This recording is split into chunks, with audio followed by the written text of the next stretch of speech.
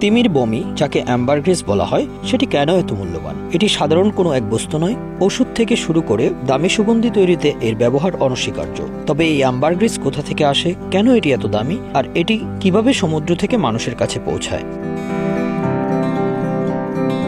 Sperm foil বা ক্যাশলট তিমির অন্ত্রেই তৈরি হয়ে এক রহস্যময় বস্তু। তিমির খাদ্য তালিকায় স্কুইড জাতীয় প্রাণী থাকায় অপ্রাচ্য অংশগুলোর সঙ্গে তিমির অন্ত্রে এটি তৈরি হয়। প্রাথমিক অবস্থায় তিমির শরীরে এটি মলের মতো হলেও সময়ের সাথে সাথে শক্ত অ্যাম্বারগ্রিসে পরিণত হয়। বছরের পর বছর জমতে থাকা এই পদার্থ কখনো সমুদ্রের পানিতে ভেসে উঠে উপকূলে পৌঁছায়। অ্যাম্বারগ্রিসের বিশেষ গন্ধই এর প্রধান আকর্ষণ। প্রথমে এটি মলের মতো গন্ধ ছড়ায়, কিন্তু সময়ের সাথে সাথে এটি কস্তুরীর মতন মন মাতানো সুগন্ধ ধারণ করে। ফলে সুগন্ধি প্রস্তুতকারকরা একে তাদের পণ্যে মেশানোর জন্য মুখিয়ে থাকেন। এটি কেবল সুগন্ধিই দেয় না, বরং সুগন্ধিকে দীর্ঘস্থায়ী করতেও সাহায্য করে।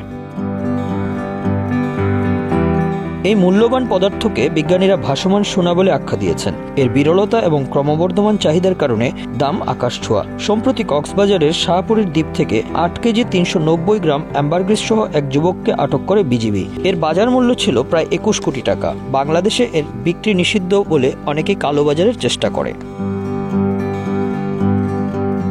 কিন্তু কেন এই মূল্য?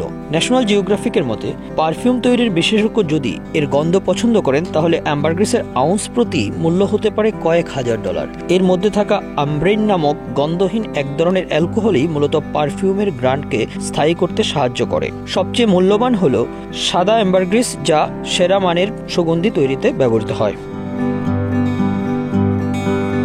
তবে তিমির সংখ্যা কমে যাওয়ায় অনেক দেশে অ্যাম্বারগ্রিস সংগ্রহ এবং কেনাবেচা নিষিদ্ধ। যুক্তরাষ্ট্রের মতো দেশে অ্যাম্বারগ্রিস ব্যবহারে কঠোর নিয়ন্ত্রণ রয়েছে, যাতে তিমি শিকার না বাড়ে। অথচ ফ্রান্স ও ইংল্যান্ডের মতো বেশ কিছু দেশে এখনও বৈধভাবে ব্যবহার করা হয়। অ্যাম্বারগ্রিস সংগ্রহের এই চাহিদার কারণেই প্রাচীনকাল থেকে এর কালোবাজারে উপস্থিতি লক্ষ্য করা যায়। এক গবেষণায় জানা যায়, মাত্র 1% তিমি অ্যাম্বারগ্রিস উৎপাদন করতে পারে। বিরল এবং মূল্যবান হওয়ায় এটি কালোবাজারের অনেক দাম পাওয়া যায়। 2021 সালে আরব আমিরাতের এক ক্রেতার কাছে $15 লাখ অ্যাম্বারগ্রিস বিক্রি করে একদল জেলে। সেই অর্থে 35 জেলে বাড়ি, গাড়ি এবং নৌকা কিনতে সক্ষম হয়েছিল। বিশ্বজুড়ে সংরক্ষিত তিমির সংখ্যা কমে যাওয়ায় বিজ্ঞানীরা বর্তমানে অ্যাম্বারগ্রিসের কৃত্রিম বিকল্প তৈরির চেষ্টা করছেন। ন্যাচারাল হিস্ট্রি মিউজিয়ামের রিচার্ড সাবিন মনে করেন, এই কৃত্রিম বিকল্প ব্যবহার করলে মানুষ তিমি থেকে সম্পদ আহরণের চিন্তা ত্যাগ করবে। ভবিষ্যতে এই বিকল্পটি হয়তো অ্যাম্বারগ্রিসের মূল্যবান পরিবর্তনও আনবে।